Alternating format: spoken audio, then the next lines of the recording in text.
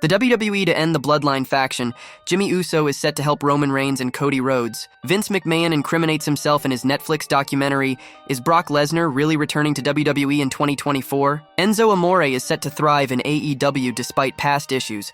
Rhea Ripley's storyline with Liv Morgan and Dominik Mysterio draws remarks, Jey Uso is losing the Intercontinental Championship very, very soon. Cody Rhodes' storyline has a massive problem. It's a bleak future for Kevin Owens in the WWE. Let's dive right in.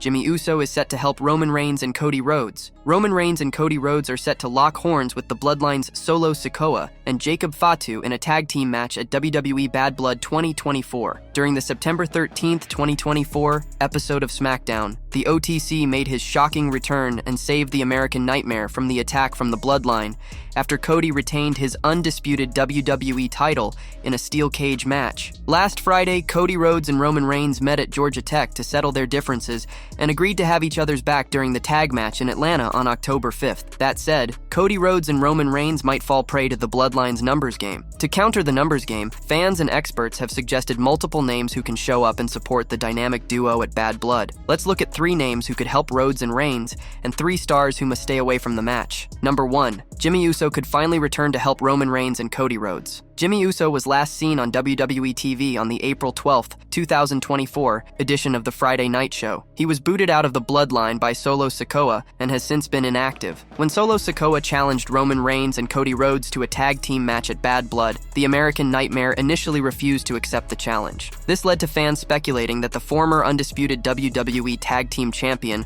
could return to join forces with the original Tribal Chief. However, in a shocking twist, Cody Rhodes agreed to team up with Reigns to take on Solo Sikoa and Jacob Fatu at Bad Blood 2024. That said, there is a strong possibility Jey Uso will make a grand comeback at the Atlanta PLE to help the OTC and the American Nightmare against the Bloodline. Number 2. Jey Uso could save Cody Rhodes and Roman Reigns from the Tongan brothers at WWE Bad Blood. Former Bloodline member Jey Uso recently clinched the WWE Intercontinental Championship on Monday Night Raw. However, there is a strong possibility that Jey Uso will show up to help Roman Reigns and Cody Rhodes against the Bloodline in Atlanta. Though the Yeet Master and the OTC have not been on the same page since the summer of 2023, his relationship with the undisputed WWE champion could force Jey to come to the aid of the babyface duo. During the match, main event Uso could eliminate Tama Tonga and Tonga Loa from the ringside to even the odds. Cody Rhodes could eventually be the one to resolve the differences between Roman and Jey, leading to their reunion. Number 3. The Rock could make his shocking comeback to punish Solo Sikoa and company at Bad Blood. The Triple H-led creative team has built a stacked card for the Bad Blood Premium Live event. However, fans expect a shocking end to the event and have suggested multiple angles for the climax. One of the potential dramatic endings may see the comeback of The Rock. The final boss has been absent since the Raw after WrestleMania 40. However, in a shocking twist, the People's Champion could show up during the tag team match on October 5th and shockingly punish Solo Sikoa and co. for betraying the original Tribal Chief. The People's Champion recently hinted at his WWE return on his Instagram account. The Hollywood megastar revealed he was filming for one of his upcoming projects in Atlanta, Georgia, which is also set to host the Bad Blood PLE. Number 4. Sami Zayn might stay away from the Bloodline storyline. Former Intercontinental Champion Sami Zayn shares a deep connection with Roman Reigns' version of the Bloodline. Fans have been speculating that the erstwhile honorary Uso would join forces with the OTC for a potential War Games match against the Solo-led faction at Survivor Series 2024. However, the chances of Sami Zayn coming to the aid of Roman and Cody at Bad Blood 2024 are unlikely, as the underdog from the underground will likely challenge Gunther for the World Heavyweight title at the PLE. Number 5. Randy Orton and Kevin Owens might keep their distance from Cody Rhodes at Bad Blood 2024. Randy Orton and Kevin Owens' relationship with Cody Rhodes has been the highlight of Friday Night SmackDown in the past few months. The trio has had each other's back against the Solo Sikoa-led Bloodline. Despite their bond, Orton and Owens could keep their distance at Bad Blood 2024 and might not show up if Rhodes finds himself in trouble. The Viper and KO have expressed their displeasure with the American Nightmare joining forces with Roman Reigns at Bad Blood. Randy and Kevin share a bitter history with the OTC and have been at loggerheads with him for years. Randy and Kevin not showing up could potentially build more tension between them and Cody,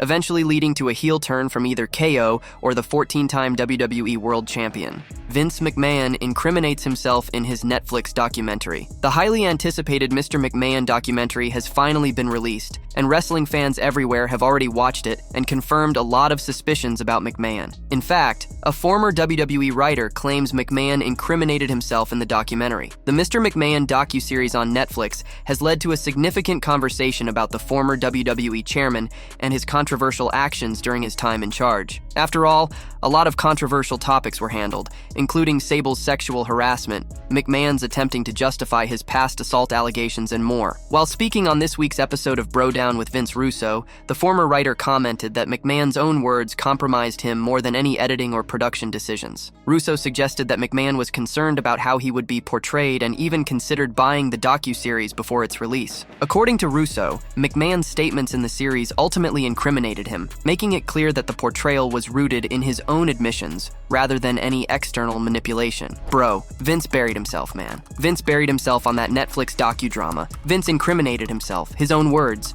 Not the producers of the show, not the directors of the show, not the editing. Bro, Vince, his own words, incriminated himself. That's why Vince wanted to buy this docuseries from Netflix before it even aired. It has also been reported that hours of footage were removed from the documentary, and McMahon needed reminders about certain events throughout filming. Nonetheless, the documentary confirmed to many people what kind of person Vince McMahon is, and we'll have to see whether he will land behind bars once the sexual trafficking lawsuit ends. What's your view on what Vince Russo had to say? Do you believe Vince McMahon is his own worst enemy? Is Brock Lesnar really returning to WWE in 2024? Former WWE champion Brock Lesnar was last seen on television at SummerSlam 2023, where he locked horns against Cody Rhodes. The end of the match saw the Beast Incarnate break character and, in a passing of the torch moment, raise the hand of the American Nightmare. It has been over 1 year since Brock Lesnar showed up on the Stamford-based promotion. The whispers of the Beast's return are at their peak. Fans and critics have speculated that the multi-time world champion would return this year, but it seems unlikely given how his name has now been entangled in legal matters. With all but one major PLE left for the year, Survivor Series, Lesnar will probably sit out the rest of the year. The comeback of the Beast Incarnate majorly depends on how the Janelle Grant case unfolds. Lesnar's name was alluded to in the case, which was filed by former WWE employee Janelle Grant in a lawsuit against former CEO Vince McMahon. The case will resume later this year in December, and WWE is likely to keep him off screen until the matter reaches a suitable conclusion. Bringing back the star could lead to backlash from fans and critics, and that is something WWE would likely want to steer clear of. Brock Lesnar is undoubtedly one of WWE's greatest attractions, and a star with massive drawing power, but it is a given that with the case ongoing, fans won't be seeing the star in 2024. Triple H and the rest of WWE have left no stone unturned in dissociating their names from the Janelle Grant case, and that will certainly be the way forward in 2024 and 2025. Former WWE legend and Hall of Famer Eric Bischoff has raised eyebrows on the potential return of Brock Lesnar. He has raised concerns about whether the Beast Incarnate wanted to wrestle another match in the Stamford-based company. While speaking on his 83 Weeks podcast,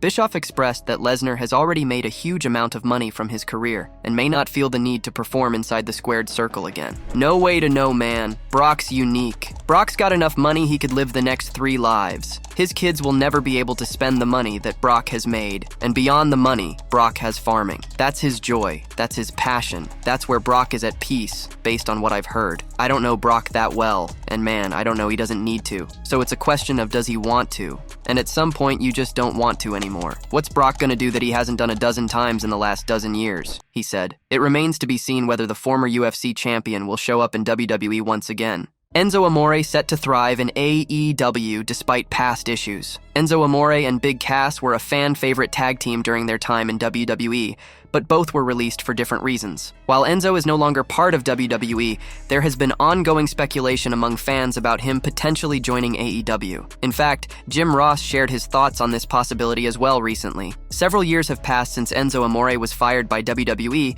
due to allegations of sexual assault. Since his release, Amore has been actively competing on the independent circuit and has been earning substantial money. While speaking on Grilling JR, Jim Ross was asked about Enzo Amore potentially joining AEW and whether it is possible. Jim Ross believes that Enzo Amore would be a great fit for AEW. He thinks it's important not to ignore talented people like Enzo, even though he might have some issues from the past. Ross says Enzo is unique, very talented, and has a lot of potential. Ross also mentioned that Enzo played college football and is a good athlete, which makes him valuable. Even though he might not cost much at first, Enzo could end up making a lot of money. Ross also pointed out how Enzo is always trying to change his look and improve himself, which shows he's serious about his career. Yeah, of course, I think so. Why not? Like I said earlier, it's the same concept. You don't turn your back on talented people if they want to come and contribute to your company. And again, Enzo brings a little baggage, but he's colorful, he's talented, and the upside, he's not going to be a big investment to get on the roster, but over the long haul, he can certainly earn a lot of money. He's got that look, which is very unique. He's talented as hell. He played a little college football, he's an athlete, and a good athlete. So why not give him a shot? You never know what's going to hit. And look at this. Put that slide back up there. Look at how he's outfitted himself. I think that's important to realize. He's thinking. He's trying to reinvent and be different. Enzo Amore previously addressed joining AEW as well. Nevertheless, only time will tell whether Amore will make his way to AEW somewhere down the line, as Jim Ross certainly believes there is a place for him in the company. Do you want to see Enzo Amore make his way to AEW in the future? Rhea Ripley's storyline with Liv Morgan and Dominik Mysterio draws remarks. Rhea Ripley's ongoing war with Liv Morgan and Dominik Mysterio will enter its next chapter in Atlanta. Meanwhile, former NXT Women's Champion and Ms. Money in the Bank, Tiffany Stratton praised the storyline. Earlier this year, the century's biggest betrayal transpired in Ohio when Dominik Mysterio turned on Rhea Ripley for Liv Morgan. After the shocking turn, the on-screen couple mocked Mommy and made her life a nightmare on Monday Night Raw. In an interview with the Daily Star, Ms. Money in the Bank was asked about the backstage morale as the longest-running show is moving to Netflix. The 25-year-old star stated they're excited about it and spoke highly of Mommy's ongoing storyline with the Judgment Day. "We are all super excited. Monday Night Raw moving to Netflix. I honestly just love sitting back and watching both brands. I love watching Monday Night Raw and the Rhea, Liv, and Dom story. I think it's so interesting, and I'm always curious to see what's going to happen next," Stratton said. After Dominik Mysterio and Finn Balor's betrayal, Rhea Ripley and Damian Priest went looking for the new faction on Monday Night Raw. The heinous stable often gained the upper hand heading into Germany for WWE Bash in Berlin. Regardless of the number, Priest handled most of the Judgment Day, and Ripley pinned the Women's World Champion to win the mixed tag team match in Berlin for her team. The win earned Mommy another shot at Liv Morgan's title in Atlanta at WWE Bad Blood 2024. Meanwhile, management agreed with the challenger's reasoning and added a stipulation. On the latest edition of WWE Raw, Rhea Ripley announced the return of the Shark Cage, and Dominik Mysterio will be locked up and suspended above the ring when Ripley faces Liv Morgan for the title. Jey Uso is losing the Intercontinental Championship very, very soon. A wrestling veteran has claimed that Jey Uso's first ever singles title reign in WWE may not last long. He predicted that the former Bloodline member could drop the title to a 250-pound superstar. The star in question is none other than Braun Breaker. The second-generation superstar lost the Intercontinental Championship to the Yeet Master last Monday on Raw. While discussing the title's future on the Rebooked podcast, wrestling veteran Matthew Rehwoldt, FKA Aiden English, suggested that the 39-year-old could continue feuding with the dog of WWE over the next few months. Rehwoldt pointed out that although he was usually against hot potatoing titles, he claimed that it could work between Jey and Breaker. "I don't think they're gonna go this way, but I think it could be cool. We've talked in the past about hot potatoing titles, and 90% of the time, I think it's a bad idea. But with these two, I think it could be good." Jey has been on this roll, right? He's right there. He's been so good the last year or so. It culminates here. Breaker was overconfident, but he's also this rising star, he said. The former WWE superstar suggested that Jey and Braun could trade the Intercontinental Championship multiple times over the next 3 or 4 months. He also claimed their rivalry could end with them joining forces and forming a tag team. What if these two were in this relationship? We've seen best of 7 series kind of rivalries, something like that where they trade the title 2 or 3 times over the next 3-4 months. Not week in and week out, but one win.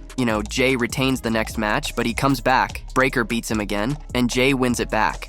Just these two are pushing each other to be the best, and maybe they get a tag team out of it at the end of it. Who freaking knows, right? Kind of thing. But I think this could be a rare situation where it works. he added. After losing the Intercontinental Championship to Jey Uso on Monday Night Raw, Braun Breaker addressed the possibility of him going after the 39-year-old to get revenge and recapture the title. In an interview with 99.5 WKDQ, the 26-year-old refused to give a definitive answer on whether his storyline with Jey would continue. Hopefully we'll get to see your revenge on Jey Uso. We'll see. I don't know. It's pretty unpredictable times for Braun Breaker, but we're here, Breaker said. While Braun Breaker's future remains unclear after losing the Intercontinental Championship, it will be interesting to see if he demands a rematch against Jey Uso in the coming weeks. Cody Rhodes' storyline has a massive problem. Another SmackDown episode is in the books, and WWE continues to build its biggest angle, heading into Bad Blood. Vince Russo, however, is tired of the repetitive nature of the story and the dependence on familiar faces. While a lot happened in last night's episode of SmackDown, WWE primarily focused on the growing tensions between Kevin Owens and Cody Rhodes. KO and Randy Orton took on Jacob Fatu and Solo Sikoa in a tag team match, and Owens specifically told Rhodes not to come out to help. The American Nightmare couldn't stop himself during the main event and showed up to attack the heels, much to the prizefighter's displeasure. The Viper eventually ensured peace between the stars, as Owens and Cody hugged as Friday Night SmackDown went off the air. During the post-show review on Brodown, Vince Russo called out WWE for dragging out stories and explained his point with an interesting analogy. Bro, my biggest problem with the WWE, and it's because of a lack of creativity. Bro, they just drag things on forever, man. If any of you had a hamster when you were a kid, bro, remember you put the hamster in the cage, and the hamster goes in the wheel, and the wheel goes round and round. That's how WWE TV is, he said. Russo noticed similar patterns in SmackDown's most significant story, and noted that the same players were repeating moments since WrestleMania 40. It never goes anywhere, bro. It's rinse, wash, and repeat. They have been doing the same thing, bro. With these players, and the Bloodline, and Orton, they have been doing the same thing now. Since when? WrestleMania? He added. Cody Rhodes teaming up with Roman Reigns at Bad Blood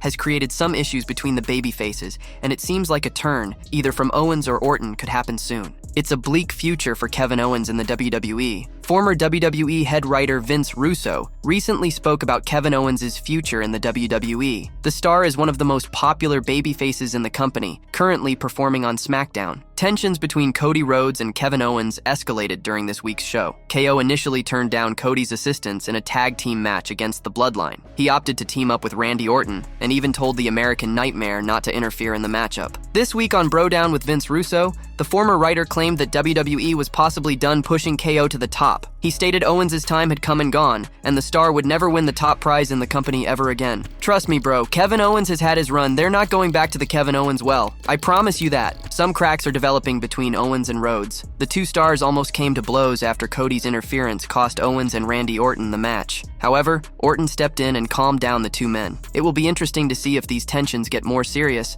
and result in the prizefighter turning on his former friend. The WWE to end the Bloodline faction. The Bloodline has been the most dominating faction in WWE over the past 4 years. However, a wrestling veteran believes the company could make a surprising decision regarding the group. Although Roman Reigns established the faction in 2020, Solo Sikoa led a coup and took over the Bloodline following the original Tribal Chief's loss to Cody Rhodes at WrestleMania 40. The former undisputed WWE champion is now feuding with his cousin and the group's current version. He will team up with the American Nightmare to square off against Sikoa and Jacob Fatu in a tag team match at Bad Blood. While addressing the ongoing Bloodline drama on the Rebooked podcast, wrestling veteran Matthew Rehwoldt, FKA Aiden English, suggested the Stamford-based company must splinter the faction before WrestleMania 41. He pointed out that he does not believe the Bloodline is a faction that could always be around with different members. I feel like before next year's Mania, I do feel like I'm gonna regret saying this, but I do feel like you gotta splinter this Bloodline group up for good. The remnants, at least. You know, OTC can live on and everything, but I don't see the Bloodline being a Bullet Club. I don't think it's one of those that just always is around with different members. I don't know. That's my instinct right now. Maybe in a couple weeks, couple months, I'll hop back on the train. But right now, I don't feel like that, he said.